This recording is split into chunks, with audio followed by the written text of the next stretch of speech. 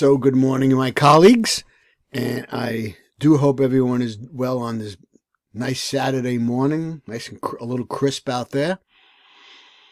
So I want to pick up here where we talked, left off the last time about three scenarios that Celia Sargent is thinking of investing in.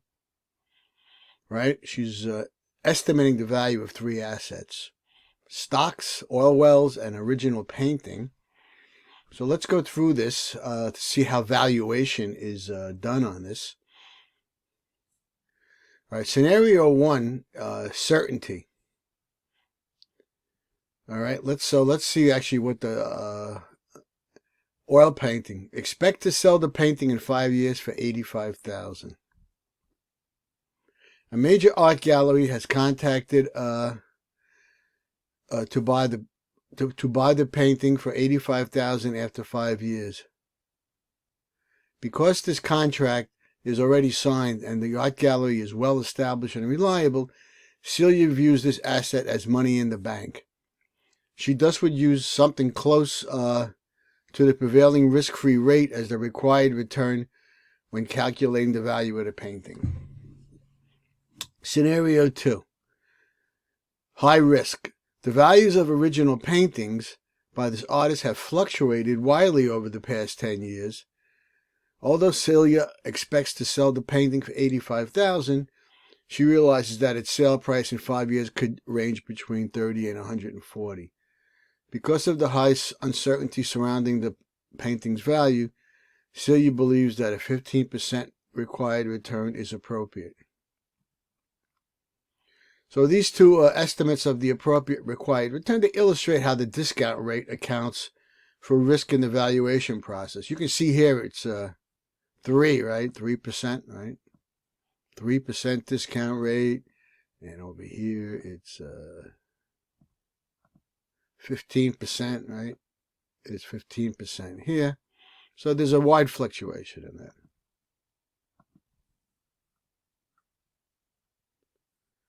So, it's somewhat subjective, right? It's what you, in this case, it's what you believe you can get in a bank. So it's a subjective number.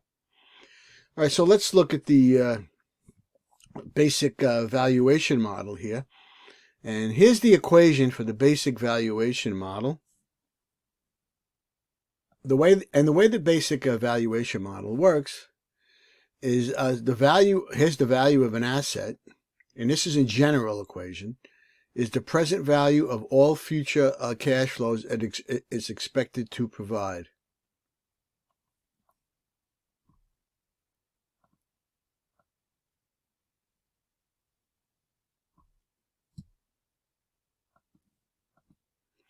Therefore, calculating an asset's value means discounting the expected cash flows. So you're discounting the cash flows back to the present. And this is the important word, right? That's the important word. And this is the important word right here. Okay? So here's the equation, and you can see some of this goes back to the chapter 5 present value. And so here's the equation for valuing something in a most general sense. Okay? And you can see CF is the cash flows, and here's your required return.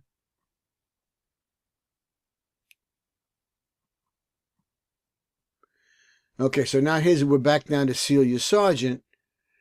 And let's look at her examples here. Again, here is the some of the investments she's thinking about making. All right. So Celia Sargent values each asset by discounting its cash flows as indicated by this equation that we just saw. Because Michael's stock pays a perpetual stream. Now, perpetual because it's a perpetuity, right? Remember, it's a perpetuity. Right, of $300 dividends. Equation 6.4 reduces to equation 5.7. And let's look at 5.7.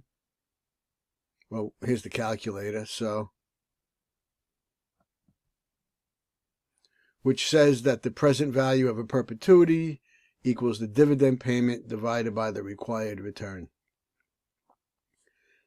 Celia decides that a 12% discount is appropriate for this investment. So here's her required return, 12%, right? That's her required return. So her estimate of the value of Michael's stock is, and this is what she feels she should pay. So here's the dividends, right? Here's the perpetual amount she's going to get. Here's her required return. So her estimate of the value of the stock is $2,500. All right. So next she's got to value the oil well, which she believes is the most risky of the three investments. So here is the cash flows. Here is the required return that she asked 20%. So you see she's plugging that in, right? And here's what she estimates the oil well to be at. And here is the art. And her required return for 5 years is 15%. So she estimates the artwork. So regardless of the pattern of the asset's expected cash flows, she can use the basic valuation equation to determine the asset's value. So you can clearly see that this has got a nice high value. And here's the value of each item. Okay. So that's how simple that is. You just plug into this equation up here.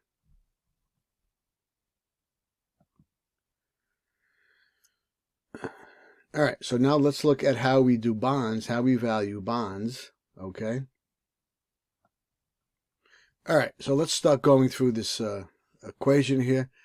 So we'll do bond valuation in this chapter, and then we'll do common stock and preferred in chapter 7. All right, so bonds are long-term debt instruments that pay interest semi-annually, right? And they have a par value or principal or face value of 1,000. Many different words to describe that interchangeably. So this example from Mills Company here. Here's a 10-year bond with $1,000 that pays a 6% coupon. So a 6% coupon pays $60 in interest every year. And here's the simple calculation for that. Now this one doesn't pay interest semi-annually, so I kind of almost got tricked into thinking that. All right. So we're going to use Mills Company bond to see how the market prices, how the market will price bonds. So price and value are the same. Again, the same words for what's the current price of a bond. So there's a lot of different terms that have many meanings. Okay. All right. So let's look at bond valuation here. And again, here's the equation. Here's the equation, just very similar to the general valuation equation we saw before, right? Very similar. Now, here it is simplified. So let me just show you the bottom equation here, this one here. All right. Well, let's see if I could. So here's the equation encircled in red, or boxed in red. And let me tell you what this equation is saying. This is the price of the bond, the current price of the bond, is equal to the sum, the present value of the sum of the coupons plus the premium that you get at maturity divided by 1 plus r to the n. Okay?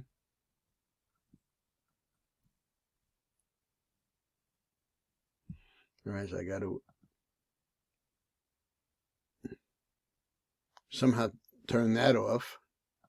So here's the definition of each term in this equation. Okay? Here's the definition of each term in this equation.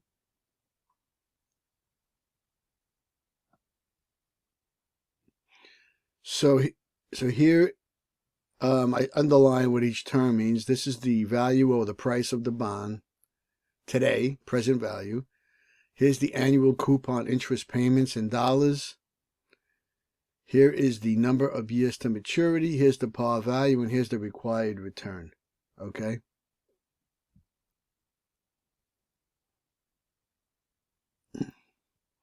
All right, so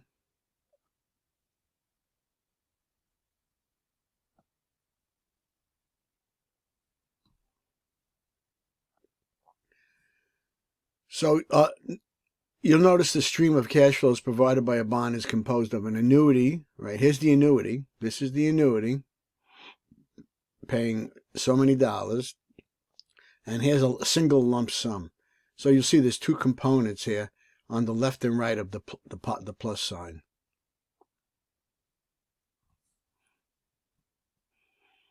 Okay. All right. Now, if you don't want to go through all this summation thing, you can go to this equation and just plug the numbers into this equation right here. And let me highlight that. And this is a closed form equation of this right here. Okay. So you can see here, this is a closed form equation of the equation above. Okay. So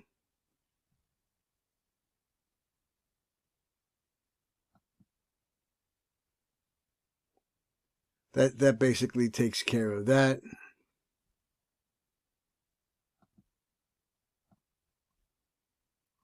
So you can see this is the present value of, again, here's the present value of annuity on the positive, on the left-hand side. And let me see if I can highlight that. All right, that's the present value. And the second term is the present value of a lump sum. All right, so we have that. So we're good, my colleagues. I hope everybody's clear about that. And if everybody is not, just email me. Always available. All right, so let's look at this example here from Tim Sanchez.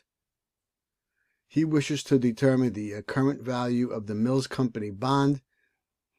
If the bond pays interest annually, not so, again, I almost said semi-annually, and the required return is 6% equal to its coupon rate.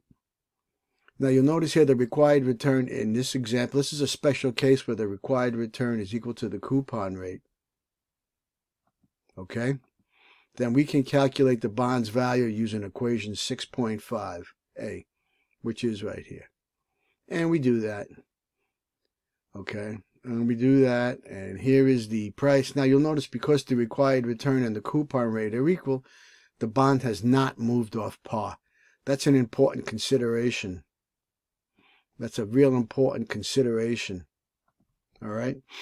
So anyway, here it is longhand. They're doing, and then here they're doing the timeline with the simple computations for each year, bringing it back to the present, and then they bring the final coupon payment, the final payment. You get your money back. Here you're getting your money back to the present. Okay, so here you get your money back, and you'll notice here that when you add this guy and this guy, this is the value of the bond. And you can see it hasn't moved off par, again, because the required return is equal to the coupon rate. I hope everyone's clear about that. All right, so the interesting thing is we don't have to worry too much about those equations, because if you have a financial calculator, the financial calculator will do it for you if you learn how to plug it in here. And you could use the calculator built in to this software. All right, and I think I showed everybody where that calculator is. Or you can use Microsoft Excel, which is a wonderful thing. And here is a good tutorial right here. How to use Microsoft Excel to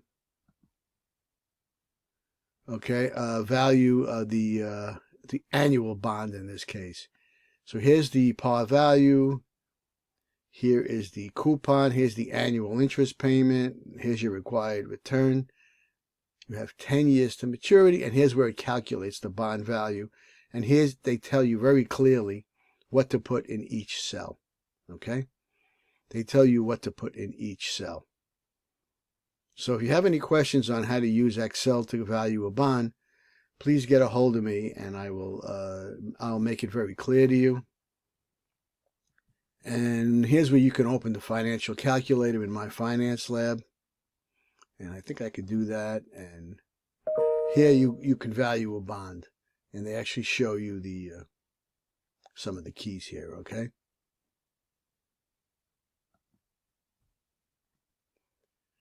All right, so I'm almost 16 minutes into this now. So what I'd like to do is I'd like to end here, and then I'll pick up, we just did an annual coupon payment, and then we'll pick up here where we will do a semi-annual coupon payment, all right? And we'll do it every 6 months, okay? And we'll go through that calculation very slowly, okay? All right, so I hope everybody stays well.